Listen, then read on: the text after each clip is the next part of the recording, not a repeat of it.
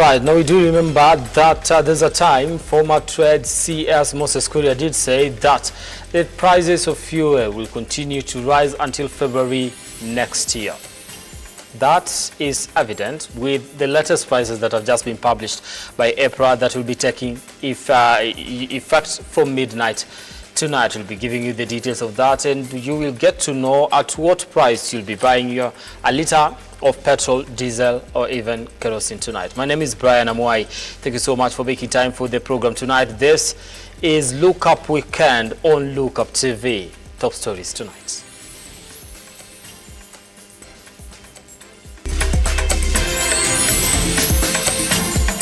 Tonight on Look Up Weekend, no relief as petrol prices increased by 5.72 shillings, diesel up by 4.48 shillings, and a litre of kerosene up by 2.45 shillings.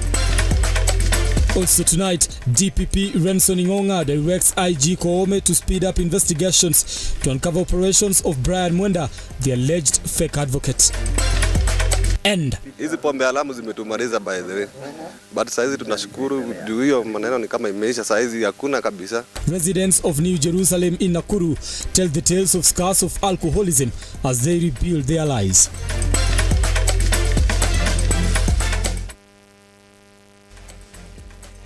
Sun language interpreter tonight is Josephine Ouko. Now, there is more pain at the pump as fuel prices have gone up yet again. That the price of petrol has now gone up by 5.72 shillings per litre.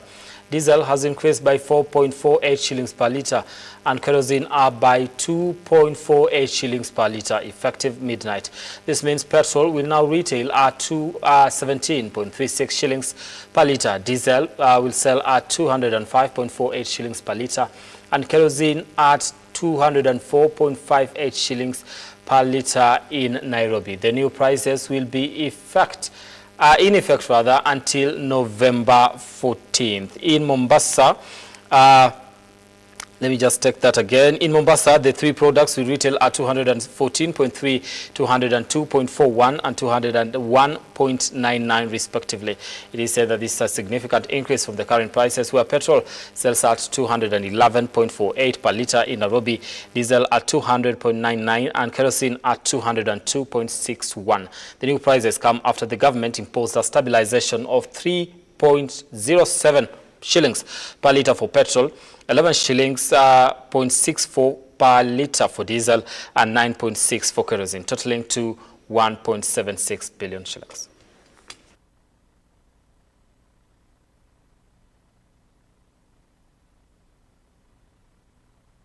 As it stands today, our calculated pump prices for super petrol stands at 211 shillings and 64 cents for super, 200 shillings and 99 cents for diesel, and 202 shillings and 61 cents for kerosene.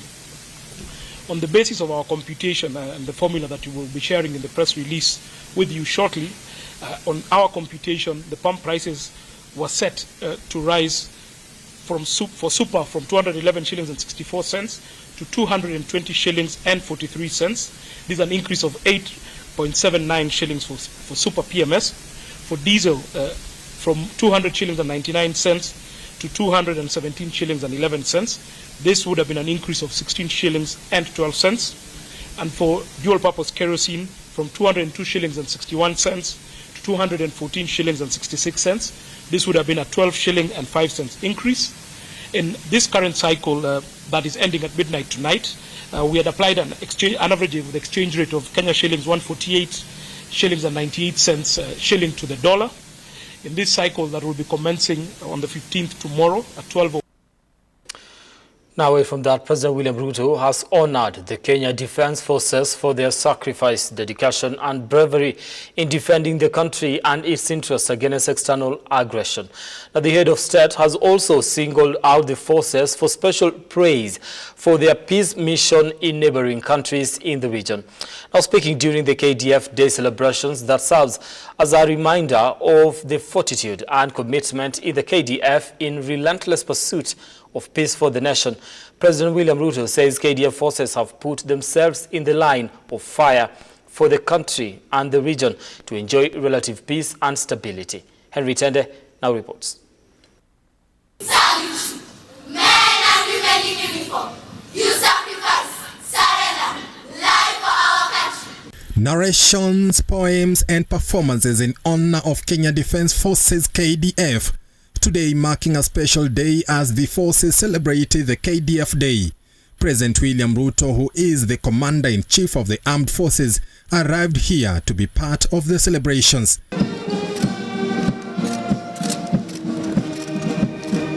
The now annual celebrations held to remember the fortitude and commitment of the KDF forces in keeping the nation secure. President William RUTO has honored and celebrated the forces for their sacrifice, dedication and bravery in defending and protecting the country and its interests against external aggression. By executing your primary constitutional mandate of defending and protecting the sovereignty and territorial integrity of our republic, as well as your responsibility to complement disaster and emergency response and the duty to restore peace in any part of our country experiencing unrest, the Kenya Defence Forces are the dependable guardians of our freedom, our security, and our prosperity, for which, as a nation, we are eternally grateful. Furthermore, the Commander-in-Chief has praised the KDF forces for playing an integral role in maintaining regional peace. Our neighborhood's security and stability and development is our security and prosperity. Our continent's peace and growth is our safety and progress. Working together, therefore, is strategic common sense at all levels. Solidarity, goodwill, and good neighborliness are components of the best security strategy. This understanding drives our spirit of peacemaking, peace-building, and peacekeeping, and the standards of performance which have earned our defense forces respect locally and abroad. The head of state paying tribute to gallant soldiers who have lost lives in the line of duty, terming them heroes who paid the ultimate price to secure the nation. The path to the present moment is paved with heroic sacrifices of the most selfless order. Let us all, therefore, remember those who have fallen in the line of duty and honor the ultimate sacrifice they have made in the cause of humanity, solidarity, national sovereignty, peace, and security. We must, and let me say again, we must never take it for granted. The Kenya Defence Forces have received accolades both locally and internationally for their meticulous work and professionalism in keeping peace. Henry Tende, Lookuptv. Ulinzi wa kitaifa Kongole na upatia.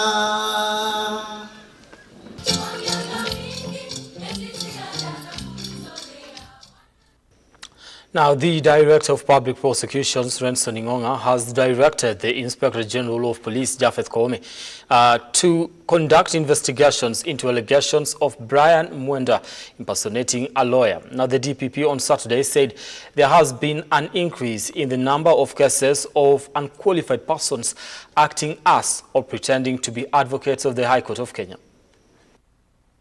Brian Mwenda's arrest made headlines across the country with allegations that he was impersonating a lawyer and pretending to be a member of LSK.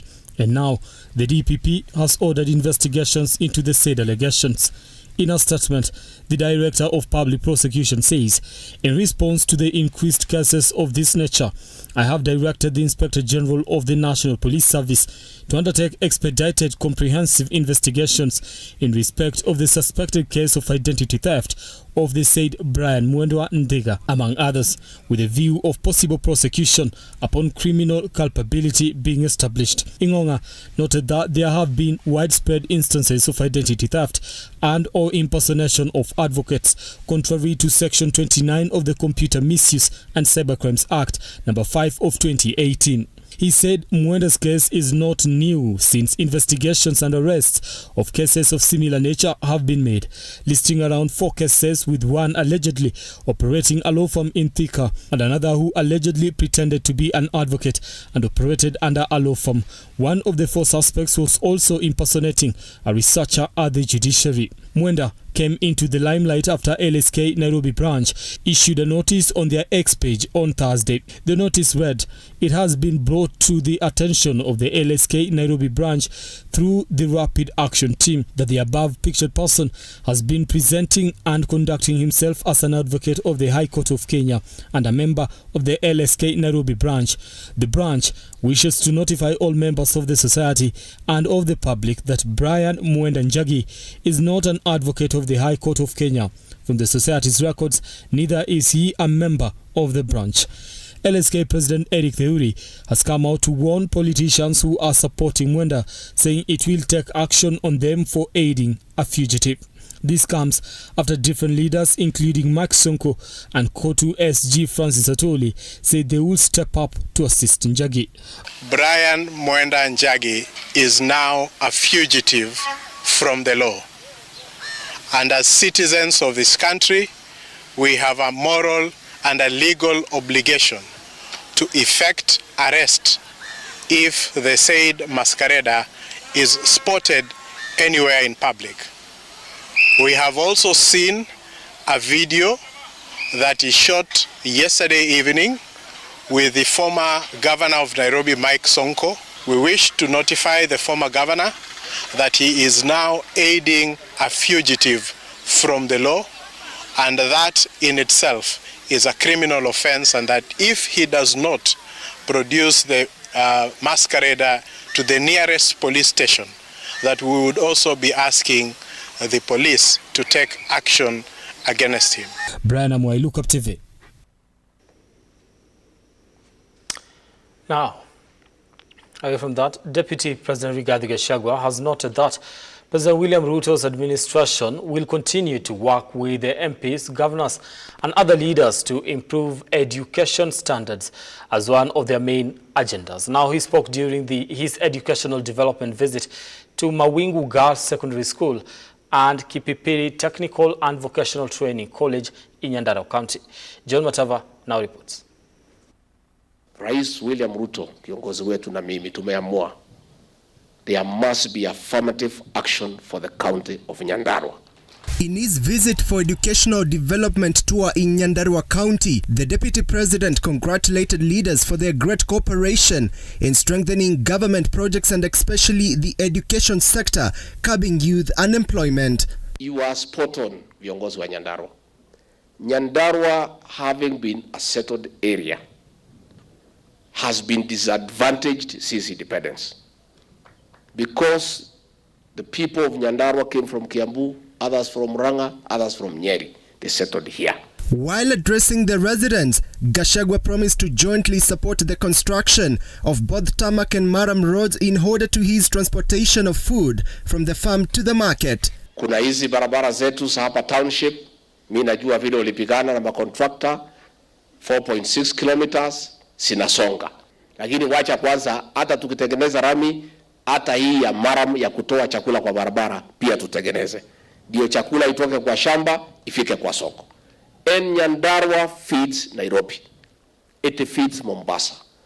It's a very important county in matters food security. While strongly rejecting the eviction of people from their farmlands, Gachagua sent a stern warning to the police officers to only do so after consultations and permission from the county government.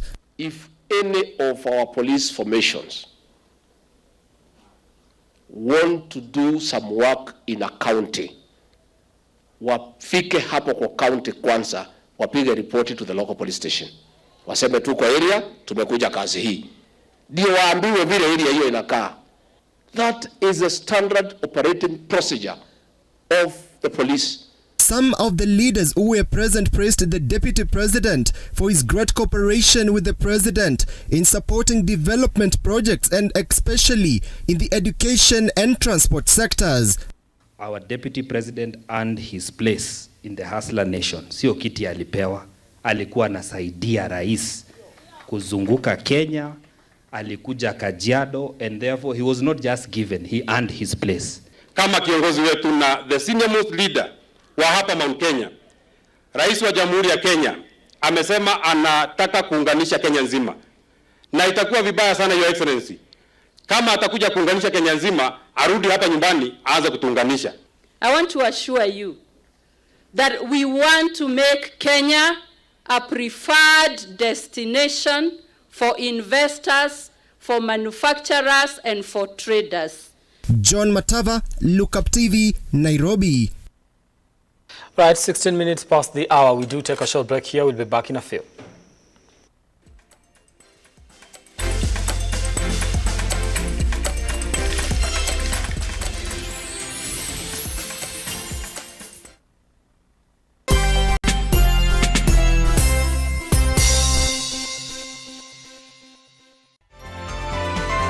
Infinity Industrial Park is one of the largest private industrial parks located along Eastern Bypass, Nairobi, which provides modern infrastructure for smooth operations for industries and business enterprises. Infinity Industrial Park offers world-class amenities and facilities with wide roads, a police station, a power substation, fire station, public transport stage, hospital, and shopping mall. In addition, Infinity Industrial Park also offers CCTV cameras, 24-hour private armed security patrol, sewer, water, fiber optic cable, and 3-phase power connection, added to public utility, canteen, and dining areas. Sail on the golden opportunity to invest in Infinity Industrial Park fully serviced warehouses at a special price of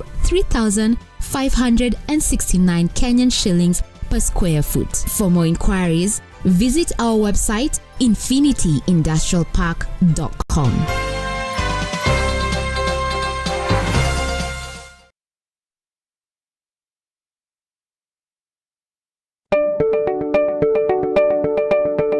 Are you looking for experts in waterproofing systems, concrete admixtures, flooring systems, refurbishment solutions, roofing, sealing and bonding, and building finishing systems? Look no more, as Sika Kenya got you covered. With over 113 years of experience, we offer our customers a comprehensive one-stop shop experience and the best technical support. Our products are available in all leading hardware stores and building merchants across the country. Call us today on 0711 140 232 or 0786 140 834 or email us on sales@ke.sika.com. Sika Kenya, building trust.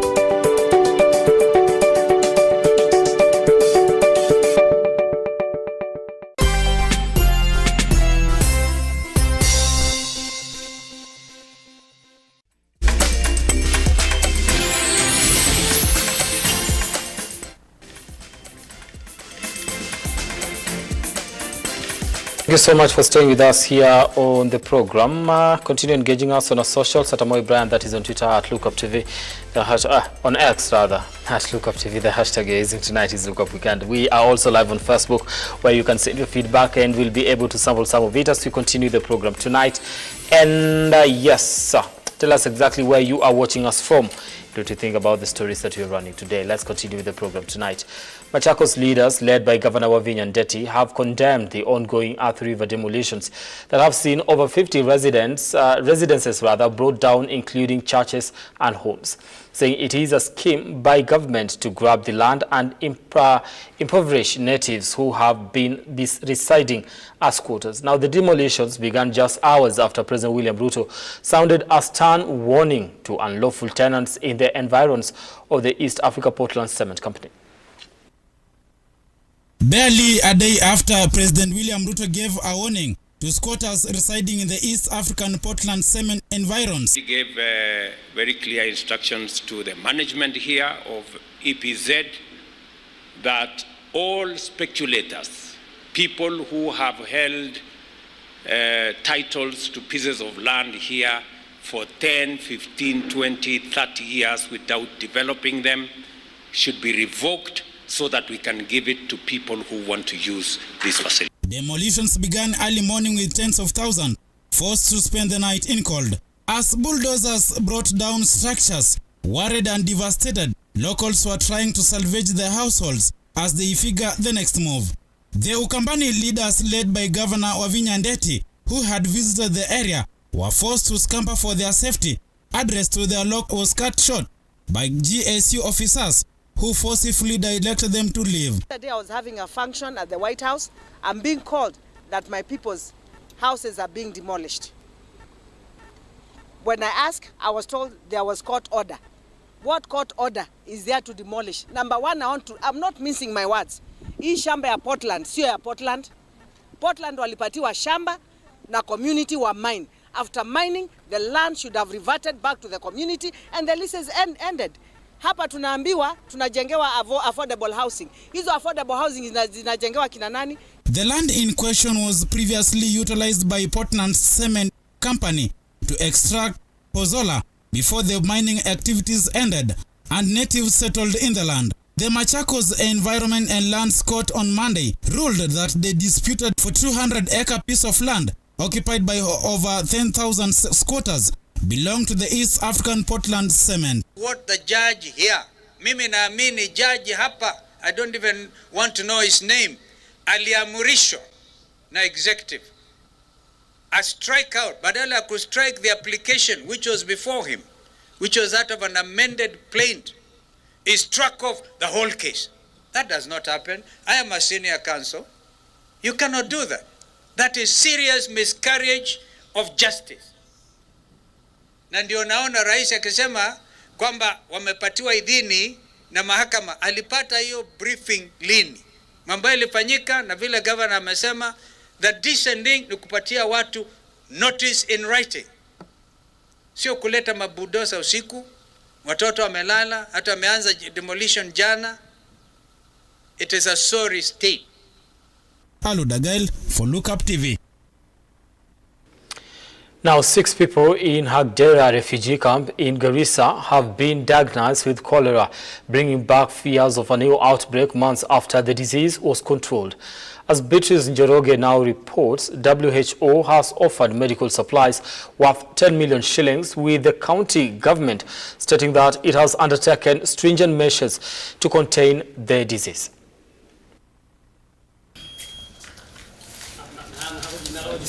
Barely 3 months after Garissa County was declared cholera-free, 6 new cases have been reported in Dadaab refugee camp, a situation that threatens the spread of the disease to the neighboring counties. The first index case was happened on 9th of this month, October, and from there now we have 6 cases that has been reported.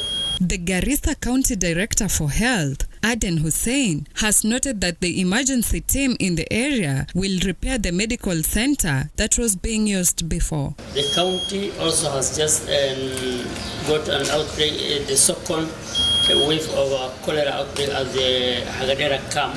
We are planning to set a cholera control center, which is already there. We need to activate it.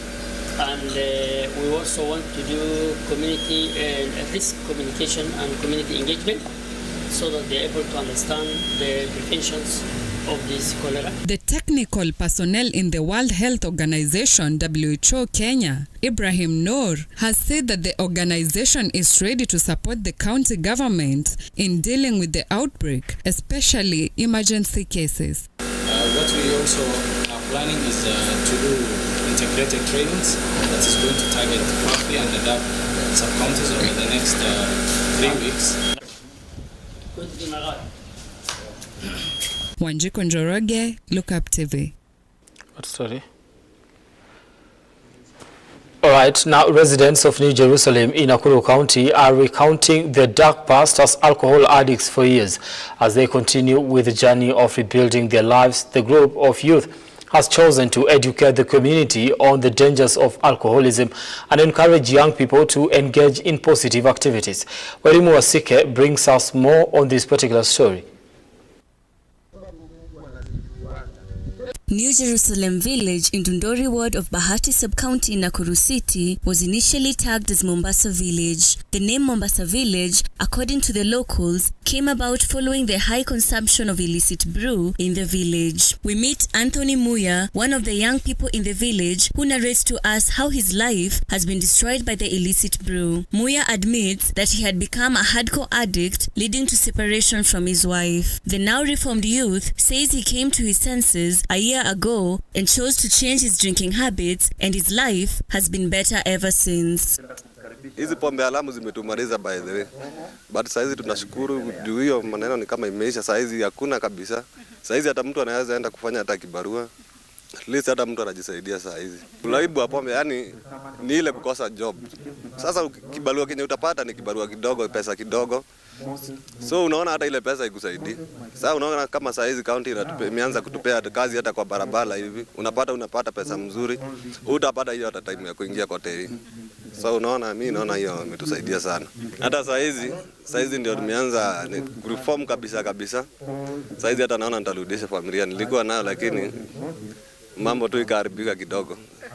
Daniel Ngure, while speaking to us, laments how his life was becoming a mess due to chronic alcoholism. He explains how on several occasions he tried to commit suicide due to frustrations after squandering all the money he had on alcohol. He admits from his experience, alcohol consumption has no value to young people. Sister yangu, mabrother zangu hawako.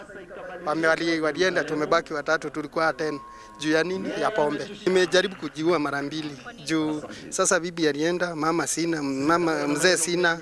Brother yangu sasa wamenitupa juu na mimi nikukunywa. Sasa hizi hakuna kitu, siku hiyo hawakuwa wanataka kunifusisha kitu yote juu ya pombe, juu niko na slippers, siwezi enda town, nanuka tu. The scars of alcoholism are deep and long term, from liver failure to loss of oneself and loss of loved ones. However, there's a ray of hope for the New Jerusalem Village. This is through operations by the Nyumba Koome in conjunction with the church, who are on the front line in saving the youth from drowning in the deep depths of alcohol. Kuna wakati tulikuwa na vita ya kupigana na pombe sehemu hii, na wakati huo hatukuwa na urafiki na maaskari kwa sababu walikuwa upande wao na sisi upande wetu. Lakini siku ya leo tunashukuru Mungu, maana tumekuwa timu moja tukikuja kumwambia Mungu ni asante. Hapa mahali tuko palikuwa panaitwa Mombasa, lakini kupitia jitihada za wachungaji na maombi na vituo vya pombe vikapungua, jina la mahali hapa limeweza kubadilishwa. Sasa panajulikana Jerusalemu. Wairimu Wasike, Lookuptv. All right, now let's get sporty tonight. Let me just take that again. Floodlit 40th edition, right? 14th. Floodlit 40th edition of the Floodlights Rugby has taken place today at Impala and RFUA grounds in the Division 1 encounters. Now KCA beat Swara RFC 23 points to 15. Felix Solana was at the RFUA grounds and now fires the following reports. The 40th edition of the Floodlights Rugby tournament has taken place today at different grounds. In the Division 1 encounters, KCA University defeated Swara RFC 23 points to 15, while AP RFC lost 3 points to 10 against Jomo Kenyatta University of Agriculture and Technology. Kushinda ni vizuri, maboys wangu wamewaka. Imekuwa kitu tumebuild pre-season, imekam na imeshow leo. Tumecheza but haijatoka vile tulitarajia. Tulikuwa tunataka win on this game, but we fell short. In the last match of the day, Zetech University stunned Daystar Falcons 17 points to 12 in a mouth-watering encounter. However, most of the coaches in the varsity league are now urging the Kenya Rugby Union, together with other stakeholders, to invest more resources in the Division 1. Development ya rugby inakuwa compromised kwa sababu hawa wachezaji ni wachanga. So wakati unaangalia unaona ya kwamba mtu ana make the wrong call kama referee, na huyu mchezaji mchanga anachukulia kama ni hatia ama nini, hata waielewa ile raga ambayo inafaa kuchezwa. The 40th edition of the Floodies Rugby has taken place today at the RFUA grounds, with various teams registering different results. Coaches on their side are urging Kenya Rugby Union to put more resources on Division 1 League. Felix Solana, Lookuptv. All right, that is Felix Solana. Thank you so much for that particular report. Away from that, the FKF Women Premier League entered its second round with Ulinzi Starlets, Nakuru City Queens, and Kenya Police recording wins. Ulinzi Starlets beat Wadadia 3-0 to secure 3 points as Nakuru City Queens made a comeback at the second half to win 2-1 against host Zitex Sparks, while Kenya Police thrashed Bungoma Queens 5-2. Now round 2 of the matches continues tomorrow.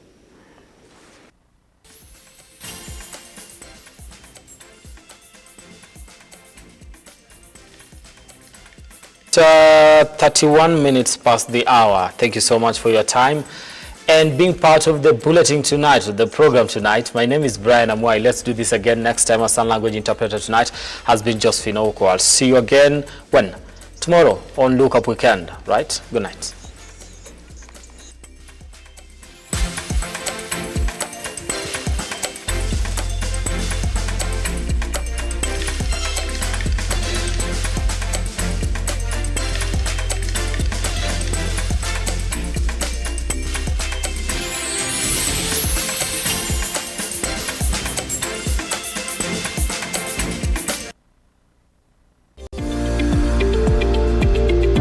We value your feedback and welcome